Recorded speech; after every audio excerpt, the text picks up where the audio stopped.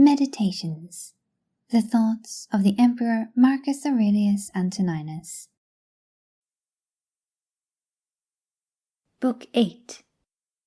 This reflection also tends to the removal of desire of empty fame, that it is no longer in thy power to have lived the whole of thy life, or at least thy life from thy youth upwards, like a philosopher, but both to many others and to thyself it is plain that thou art far from philosophy.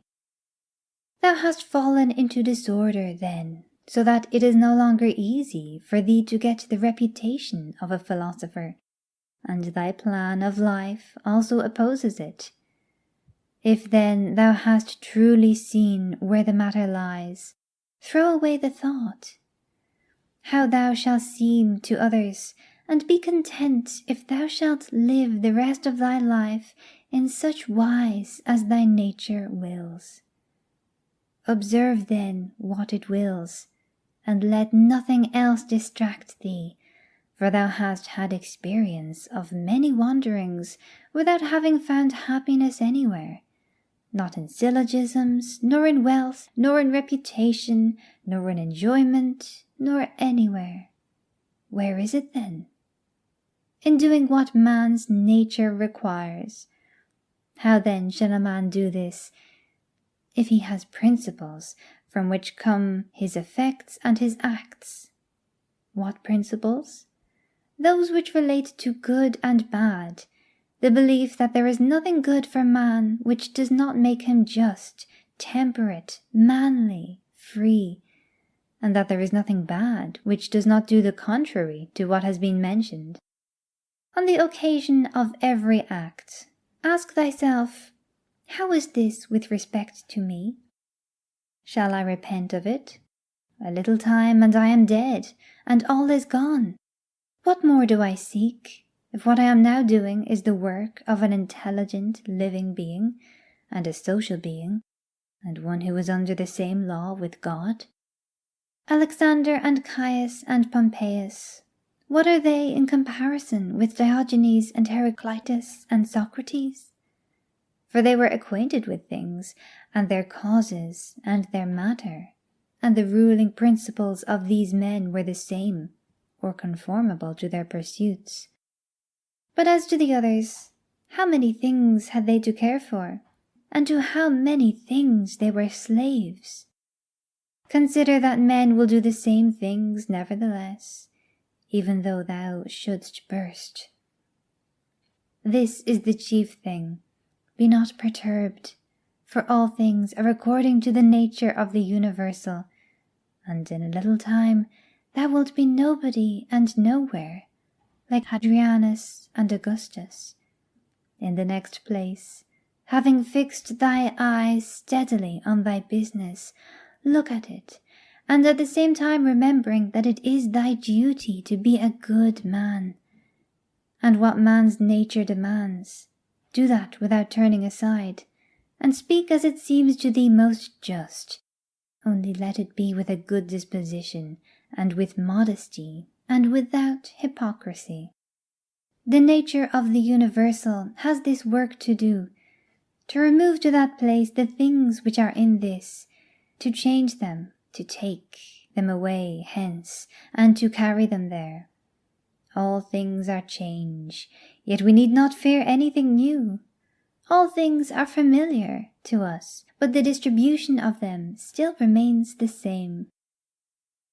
Every nature is contented with itself when it goes on its way well, and a rational nature goes on its way well when in its thoughts it assents to nothing false or uncertain, when it directs its movements to social acts only, and when it confines its desires and aversions to the things which are in its power, and when it is satisfied with everything that is assigned to it by the common nature. For of this common nature every particular nature is a part, as the nature of the leaf is a part of the nature of the plant, except that in the plant the nature of the leaf is part of a nature which has not perception or reason, and is subject to be impeded, But the nature of man is part of a nature which is not subject to impediments, and is intelligent and just, since it gives to everything in equal portions and according to its worth, times, substance, cause, activity, and incident. But examine, not to discover that any one thing compared with any other single thing is equal in all respects, but by taking all the parts together of one thing, and comparing them with all the parts together of another. Thou hast not leisure or ability to read, but thou hast leisure or ability to check arrogance. Thou hast leisure to be superior to pleasure and pain. Thou hast leisure to be superior to love of fame, and not to be vexed at stupid and ungrateful people, nay, even to care for them. Let no man any longer hear thee finding fault with the court life or with thy own. Repentance is a kind of self-reproof for having neglected something useful, but that which is good must be something useful, and the perfect good man should look after it. But no such man would ever repent of having refused any sensual pleasure. Pleasure, then, is neither good nor useful. This thing, what is it in itself, in its own constitution? What is its substance and material? And what its causal nature or form? And what is it doing in the world? And how long does it subsist? When thou risest from sleep with reluctance, remember that it is according to thy constitution and according to human nature to perform social acts. But sleeping is common also to irrational animals. But that which is according to each individual's nature is also more peculiarly its own, and more suitable to its nature, and indeed also more agreeable. Constantly, and, if it be possible, on the occasion of every impression on the soul, apply to it the principles of physic, of ethic, and of dialectic. Whatever man thou meetest with, immediately say to thyself, what opinions has this man about good and bad? For if with respect to pleasure and pain, and the causes of each, and with respect to fame and ignominy, death and life, he has such and such opinions, it will seem nothing wonderful or strange to me if he does such and such things, and I shall bear in mind that he is compelled to do so. Remember that as it is a shame to be surprised if the fig tree produces figs, so it is to be surprised if the world produces such and such things of which it is productive. And for the physician and the helmsman, it is a shame to be surprised if a man has a fever, or if the wind is unfavourable. Remember that to change thy opinion, and to follow him who corrects thy error, is as consistent with freedom as it is to persist in thy error. For it is thy own, the activity which is exerted according to thy own movement and judgment, and indeed according to thy own understanding too. If a thing is in thy own power, why dost thou do it? But if it is in the power of another, who dost thou blame? The atoms or the gods? Both are foolish. Thou must blame nobody, for if thou canst, correct that which is the cause. But if thou canst not do this, correct at least the thing itself. But if thou canst not do even this, of what use is it to thee to find fault? For nothing should be done without a purpose. That which has died falls not out of the universe. If it stays here, it also changes here, and is dissolved into its proper parts, which are elements of the universe and of thyself. And these two change, and they murmur not. Everything exists for some end. A horse, a vine, why dost thou wonder? Even the sun will say, I am for some purpose, and the rest of the gods will say the same. For what purpose, then, art thou? To enjoy pleasure? See if common sense allows this. Nature has had regard in everything, no less to the end than to the beginning and the continuance, just like the man who throws up a ball. What good is it then for the ball to be thrown up, or harm for it to come down, or even to have fallen? And what good is it to the bubble while it holds together, or what harm when it is burst? The same may be said of a light also. Turn it, the body, inside out, and see what kind of thing it is, and when it has grown old, what kind of thing it becomes, and when it is diseased. Short-lived are both the praiser and the praised, and the rememberer and the remembered. And all this in a nook of this part of the world, and not even here do all agree, no, not any one with himself, and the whole earth too is a point. Attend to the matter which is before thee, whether it is an opinion, or an act, or a word. Thou sufferest this justly, for thou choosest rather to become good tomorrow than to be good today. Am I doing anything? I do it with reference to the good of mankind. Does anything happen to me? I receive it and refer it to the gods, and the source of all things, from which all that happens is derived.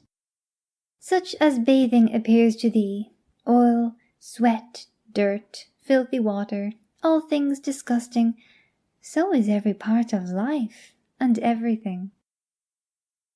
Lucilla saw Verus die, and then Lucilla died. Secunda saw Maximus die, and then Secunda died. Epitynchonus saw Diotimus die, and then Epitynchonus died. Antoninus saw Faustina die, and then Antoninus died. Such is everything. Celer saw Hadrianus die, and then Celer died. And those sharp-witted men, either seers or men inflated with pride, where are they? For instance, the sharp-witted men Charax and Demetrius the Platonist, and Eudaemon, and anyone else like them, all ephemeral, dead long ago. Some, indeed, have not been remembered even for a short time, and others have become the heroes of fables, and again others have disappeared even from the fables. Remember this then, that this little compound, thyself, must either be dissolved, or thy poor breath must be extinguished, or be removed and placed elsewhere. It is satisfaction to a man to do the proper works of a man. Now it is a proper work of a man to be benevolent to his own kind, to despise the movements of the senses, to form a just judgment of plausible appearances, and to take a survey of the nature of the universe and of the things which happen in it. There are three relations between thee and other things, the one to the body which surrounds thee, the second to the divine cause from which all things come to all, and the third to those who live with thee. Pain is either an evil to the body, then let the body say what it thinks of it, or to the soul, but it is in the power of the soul to maintain its own serenity and tranquillity, and not to think that pain is an evil. For every judgment and movement and desire and aversion is within, and no evil ascends so high. Wipe out thy imaginations by often saying to thyself, Now it is in my power to let no badness be in this soul, nor desire, nor any perturbation at all, but looking at all things I see what is their nature, and I use each according to its value. Remember this power which thou hast from nature. speak both in the Senate and to every man, whoever he may be, appropriately, not with any affectation. Use plain discourse. Augustus's court, wife, daughter, descendants, ancestors, sister, Agrippa, kinsmen, intimates, friends, Arius, Maecenas, physicians, and sacrificing priests, the whole court is dead. Then turn to the rest, not considering the death of a single man, but of a whole race, as of the Pompey, and that which is inscribed on their tombs, the last of his race. Then consider what trouble those before them have had that they might leave a successor, and then that of necessity someone must be the last. Again, here consider the death of a whole race. It is thy duty to order thy life well in every single act, and if every act does its duty as far as is possible, be content, and no one is able to hinder thee so that each act shall not do its duty. But something external will stand in the way. Nothing will stand in the way of thy acting justly and soberly and considerately. But perhaps some other act of power will be hindered. Well, but by acquiescing in the hindrance, and by being content to transfer thy efforts to that which is allowed, another opportunity of action is immediately put before thee in place of that which was hindered, and one which will adapt itself to this ordering of which we are speaking. Receive wealth or prosperity without arrogance, and be ready to let it go. If thou didst ever see a hand cut off, or a foot, or a head, lying anywhere apart from the rest of the body, such does a man make himself, as far as he can, who is not content with what happens, and separates himself from others, or does anything unsocial. Suppose that thou hast detached thyself from the natural unity, for thou wast made by nature apart, but now thou hast cut thyself off. Yet here there is this beautiful provision, that it is in thy power again to unite thyself. God has allowed this to no other part, after it has been separated and cut asunder, to come together again. But consider the kindness by which he has distinguished man, for he has put it in his power not to be separated at all from the universal, and when he has been separated, he has allowed him to return and to be united and to resume his place as a part. As the nature of the universal has given to every rational being all the other powers that it has, so we have received from it this power also.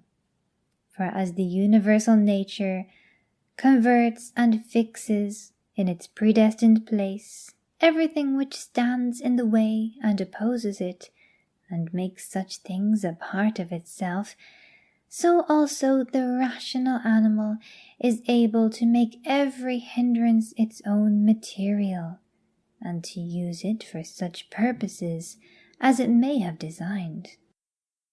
Do not disturb thyself by thinking of the whole of thy life.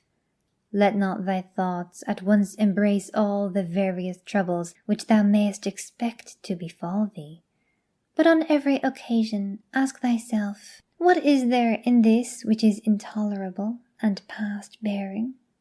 For thou wilt be ashamed to confess.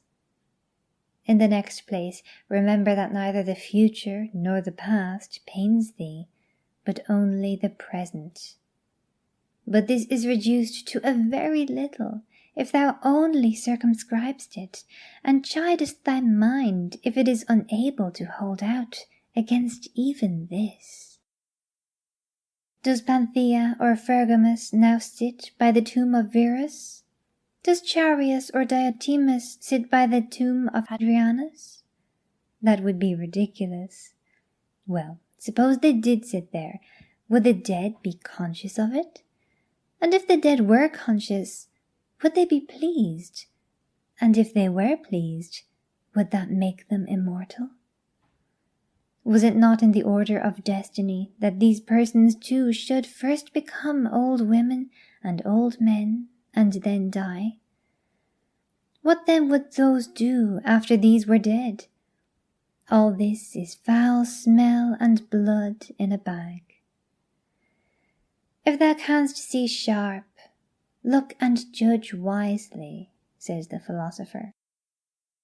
In the constitution of the rational animal, I see no virtue which is opposed to justice, but I see a virtue which is opposed to love of pleasure, and that is temperance. If thou takest away thy opinion about that which appears to give thee pain, thou thyself standest in perfect security. Who is this self? The reason. But I am not reason. Be it so. Let then the reason itself not trouble itself. But if any other part of thee suffers, let it have its own opinion about itself. Hindrance to the perceptions of sense is an evil to the animal nature. Hindrance to the movements, desires, is equally an evil to the animal nature. And something else also is equally an impediment and an evil to the constitution of plants. So then, that which is a hindrance to the intelligence is an evil to the intelligent nature. Apply all these things then to thyself. Does pain or sensuous pleasure affect thee? The senses will look to that. Has any obstacle opposed thee in thy efforts towards an object? If indeed thou wast making this effort absolutely, unconditionally, or without any reservation, certainly this obstacle is an evil to thee, considered as a rational animal. But if thou takest into consideration the usual course of things, thou hast not yet been injured, nor even impeded.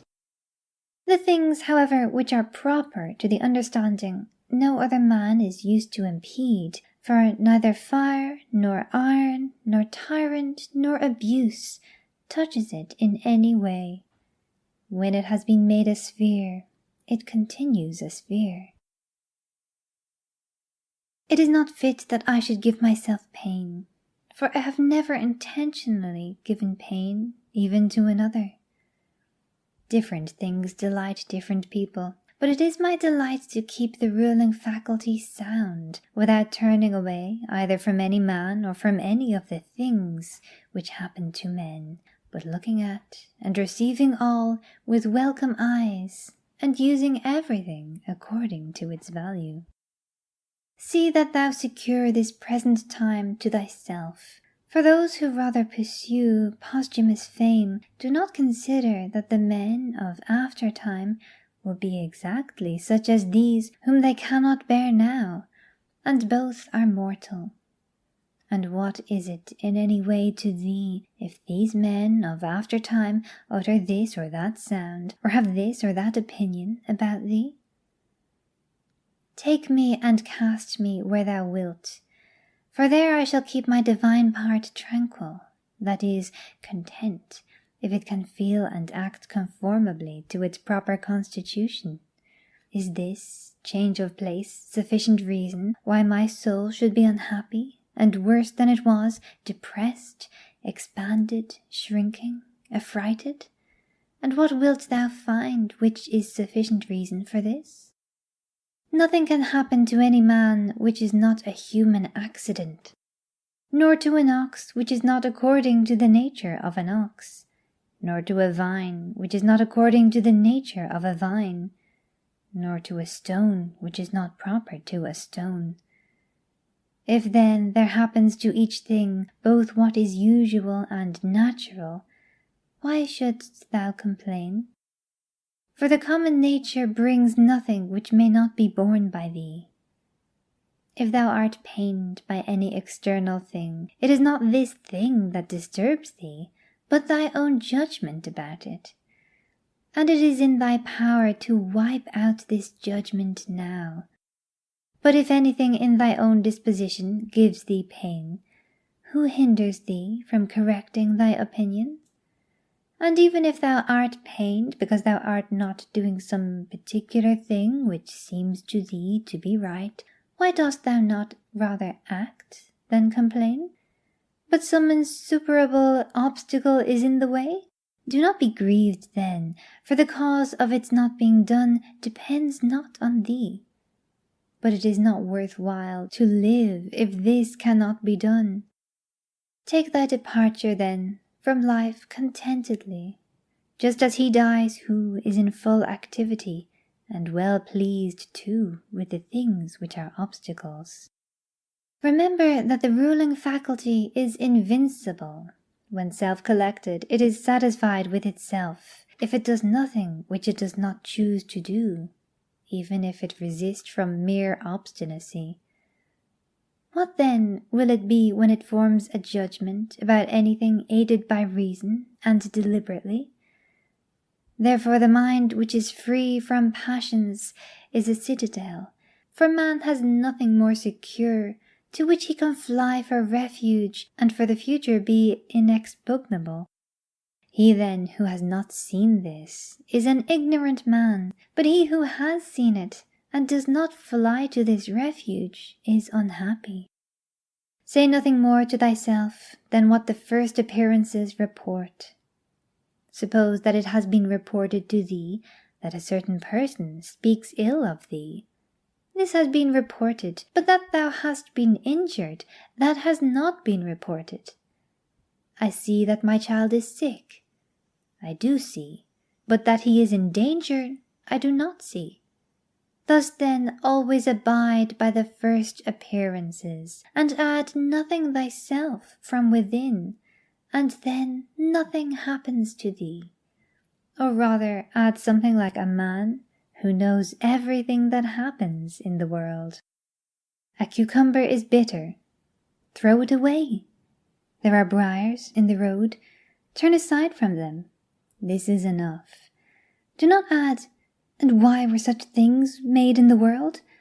For thou wilt be ridiculed by a man who is acquainted with nature, as thou wouldst be ridiculed by a carpenter and shoemaker if thou didst find fault because thou seest in their workshop shavings and cuttings.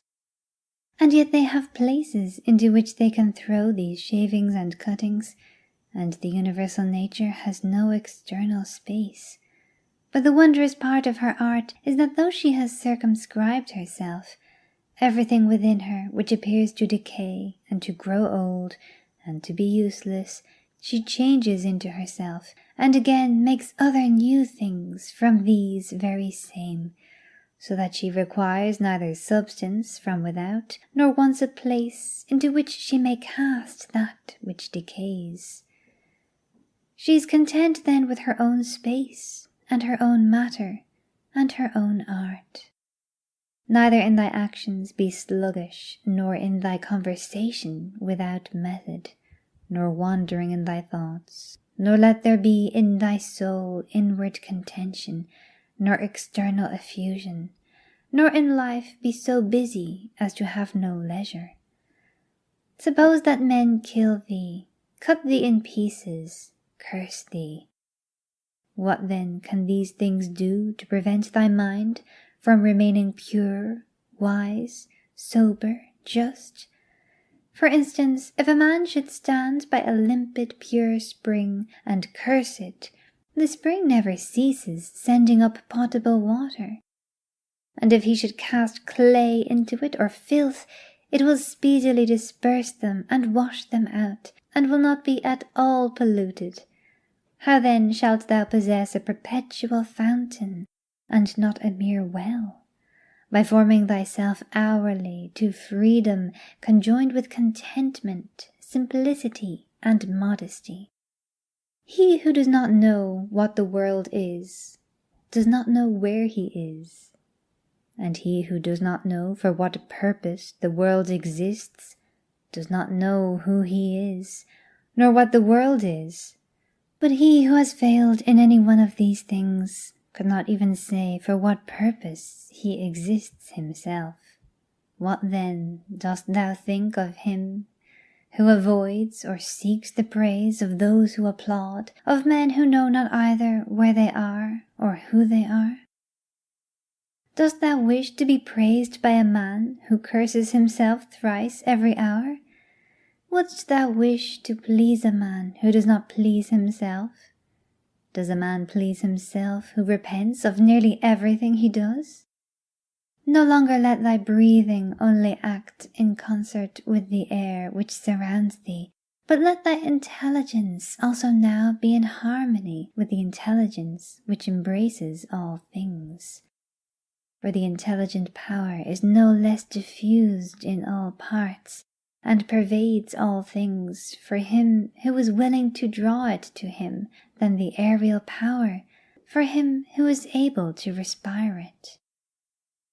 Generally, wickedness does no harm at all to the universe, and particularly the wickedness of one man does no harm to another. It is only harmful to him who has it in his power to be released from it as soon as he shall choose. To my own free will, the free will of my neighbour is just as indifferent as his poor breath and flesh.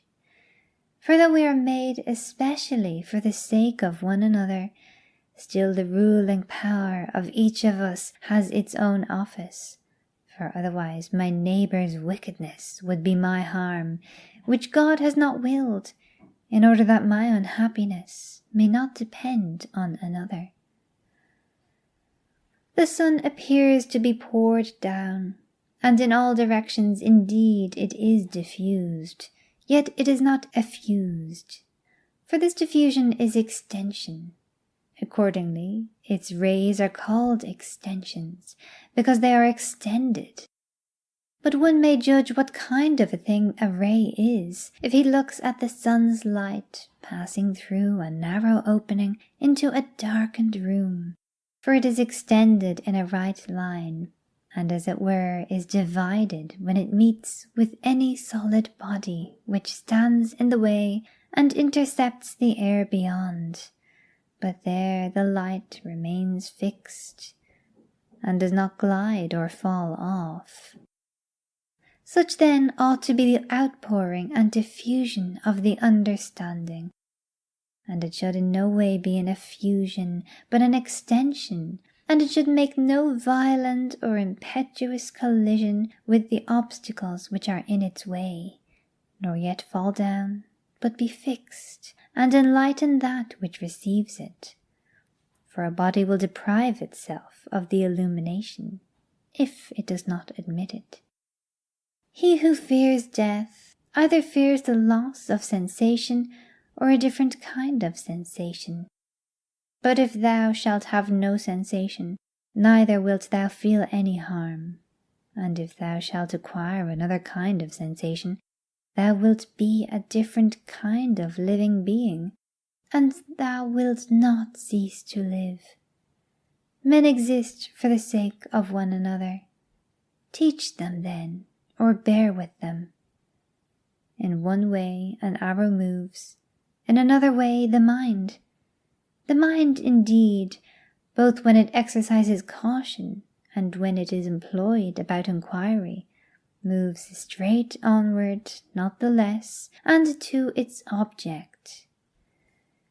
Enter into every man's ruling faculty, and also let every other man enter into thine.